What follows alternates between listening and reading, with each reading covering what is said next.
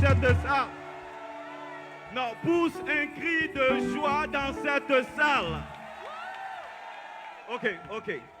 Bon, merci pour mon temps. Église, il y a cri et puis il y a cri. Attendez. Nous ne crions pas par exubérance parce que nous assistons à un match de football.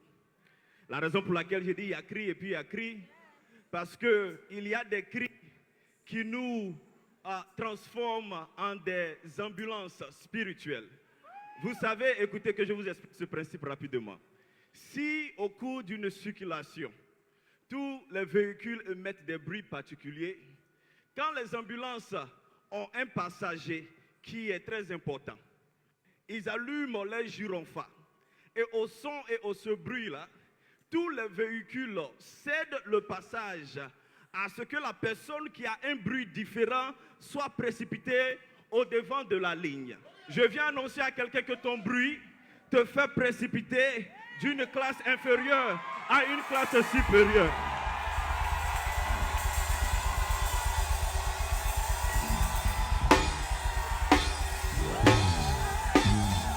Il y a bruit et puis il y a bruit. Il y a bruit et puis il y a bruit. Il y a bruit et puis il y a bruit.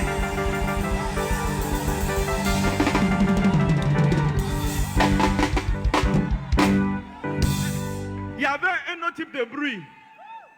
Les enfants d'Israël marchaient autour de la muraille de Jéricho. Ils ont marché dans le silence. Le silence n'a pas fait tomber les murailles. Ils ont marché 6 fois, rien ne s'est passé. Et il y a un bruit particulier qui a fait tomber ce qui était impossible. J'ai dit, il y a bruit et puis il y a bruit.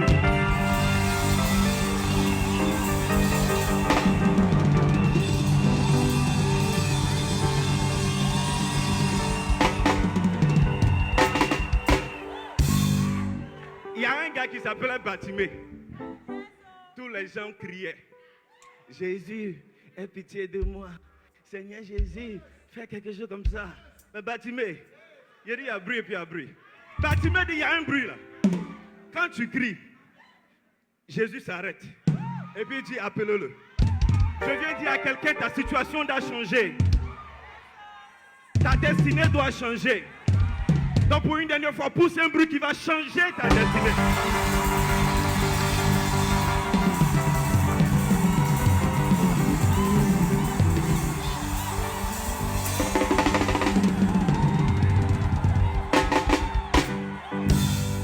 Ça va tomber ce jour. Ça va tomber. Toutes les obscurités dans vos finances tomberont. Toutes les obscurités dans ce pays tomberont. Vous posséderez cette terre.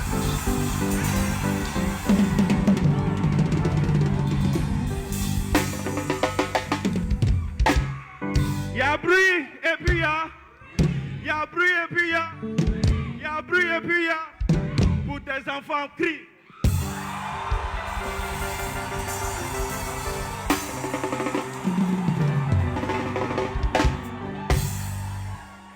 My God, my God, my God. Ah, je sens l'onction.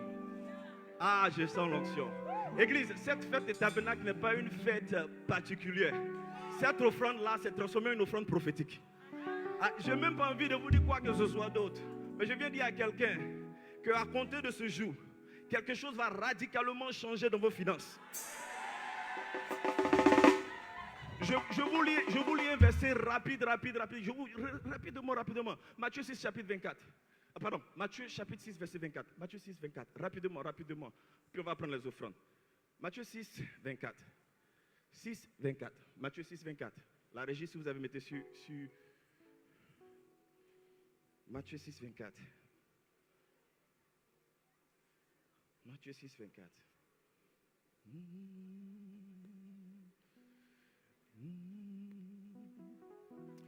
Alléluia, alléluia. Quelqu'un dit alléluia. Éternel, pour toutes tes œuvres, mon âme bénit ton nom. Jésus, oh, pour ton salut, reçois ma reconnaissance. Éternel, encore une fois, tout le monde. Éternel, pour toutes tes œuvres. Ah, yes. Mon âme bénit ton nom, Jésus, oh, pour ton salut. Hey.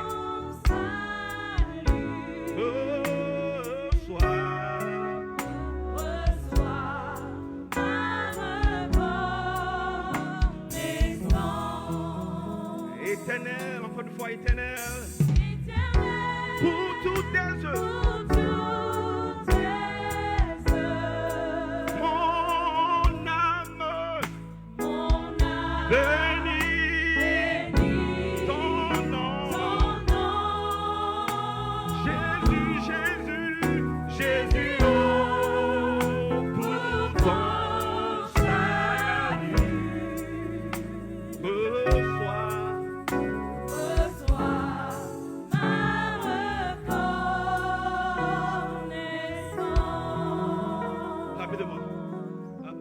Matthieu 6, Matthieu 6, verset 24. Nul ne peut servir deux maîtres car il haïra l'un et aimera l'autre.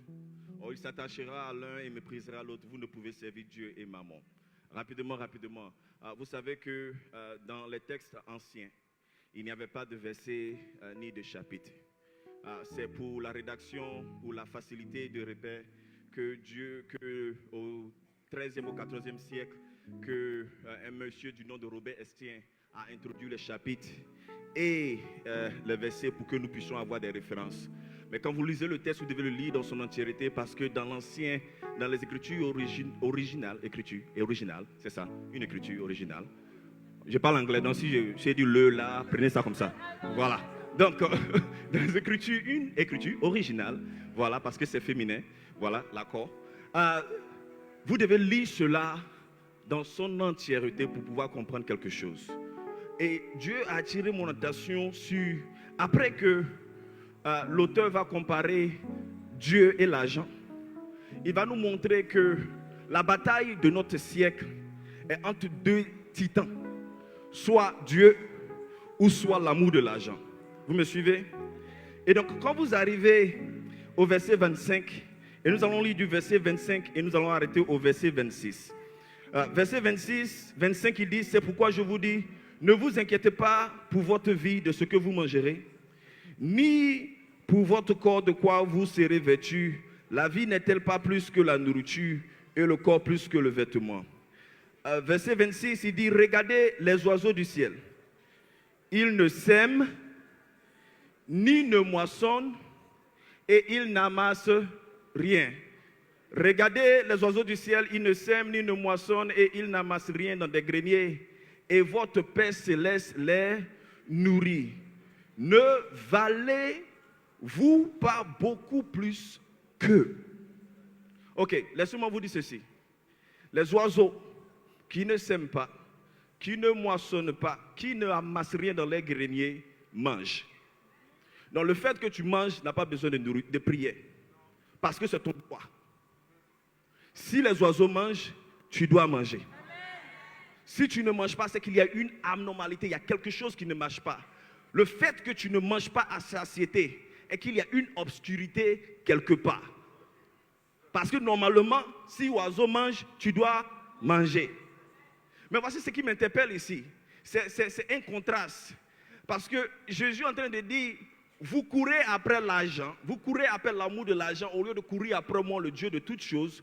Parce que si normalement tu sèmes, tu dois moissonner et tu dois amasser.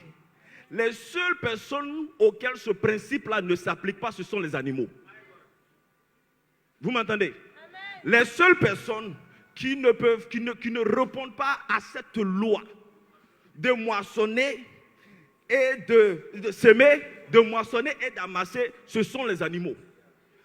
En ce qui nous concerne, si nous moissonnons, semons, nous allons moissonner et nous allons amasser. Vous me suivez? Je ne suis pas un animal. Tu n'es pas un animal.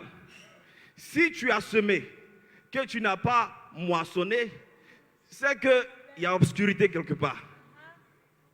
Parce qu'en temps normal, si tu sèmes, tu moissonnes. Si tu moissonnes, tu amasses. Est-ce que vous me suivez?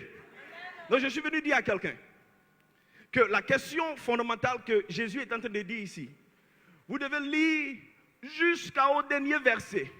Et si vous pouvez mettre le dernier verset, comme je vous l'ai dit, vous devez lire le texte dans son entièreté. Revenez au verset 34, Matthieu 6, 34, pour la conclusion de ce que Dieu a dit. Voici ce qu'il va dire. Ne vous inquiétez donc pas du lendemain, car le lendemain aura soin de lui-même. À chaque jour suffit sa peine. Si Dieu est au contrôle de votre vie et non maman, vous allez semer, moissonner et amasser. C'est la bataille des titans, des géants de notre siècle présent. Dieu pouvait choisir, pour une comparaison, c'est Jésus qui parle, il pouvait dire, personne ne peut servir 2 maîtres, soit il aimera Dieu ou il aimera sa femme. Soit il aimera Dieu ou il aimera les bijoux. Mais il y a quelque chose que Dieu sait, que c'est ça là. C'est ça qui envoie l'obscurité dans ta vie. Le refus de laisser maman partir. Parce que maman te dit que si tu laisses ce que tu as là, ton lendemain ne sera pas assuré. Alors que Dieu vient de nous dire, ne vous inquiétez pas du lendemain. Parce qu'à chaque jour suffit sa peine. Quelques versets précédents, il dit, donne-nous en ce jour notre pain quotidien. Je suis en train de dire à quelqu'un que dans cette saison-ci, si Dieu a le contrôle de tout dans ta vie, Dieu te donnera le contrôle de tes temps et de tes saisons. Pour les enfants de lumière, nous ne sommes pas sujets aux circonstances extérieures. Que ce soit la sécheresse, quand j'arrive, la sécheresse se tourne en un temps de récolte. Vous ne me croyez pas demander à Isaac, pendant qu'il y a la sécheresse, parce que Isaac a décidé de donner gloire et contrôle à Dieu dans tout.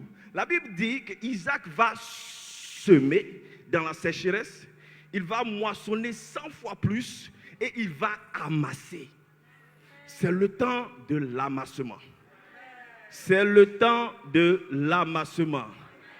Église, maman doit tomber. Maman doit tomber.